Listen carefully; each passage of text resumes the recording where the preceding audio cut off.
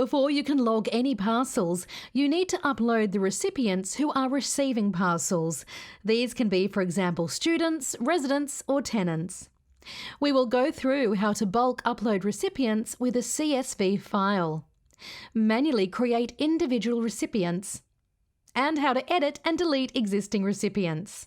Let us start by looking at the bulk CSV upload. A CSV file is like a list, which you can create from Excel. If you have not yet added any recipients, you will see this screen.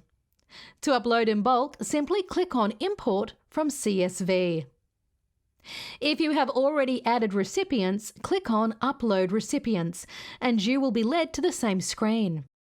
To be able to bulk upload recipients, you need to have a CSV file with the recipient data, such as the first name, last name, email, and location. If you don't have such a file, you can download the example and fill in the information. Once it's ready, upload the file.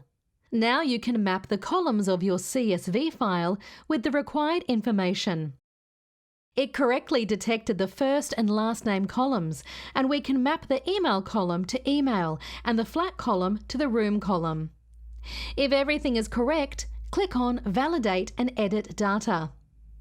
We can see there is one error. Chris does not have an email. You can either delete that recipient or you can add the email. Now click on Upload List of Recipients, and you can see the recipients have been successfully added. Next, we will look at how to create individual recipients. If you have not added any yet, click on Add Recipients manually. Otherwise, click on Create New. Now you must fill in their information. Type in their email so they can be notified about any parcel arrival. The first and last name. We have the option to add a nickname.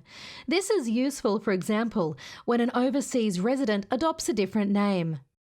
For the location, you can put the room number, company name, department, or other.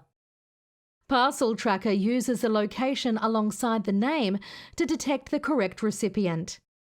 If you want the recipient to also receive SMS notifications, then enable SMS notification and add the phone number. Otherwise, you can leave it empty. If you want to enable SMS notifications and haven't done so yet, please get in touch with us. When you have filled in all the information, click on Create to create the recipient. Lastly, we will look at how to edit and delete existing recipients. To edit an existing recipient, simply look for their name and click on it. You can change any information, and once you are done, click on Save. If you want to delete recipients, check the tick box. If you want, you can also check several tick boxes and click on Delete.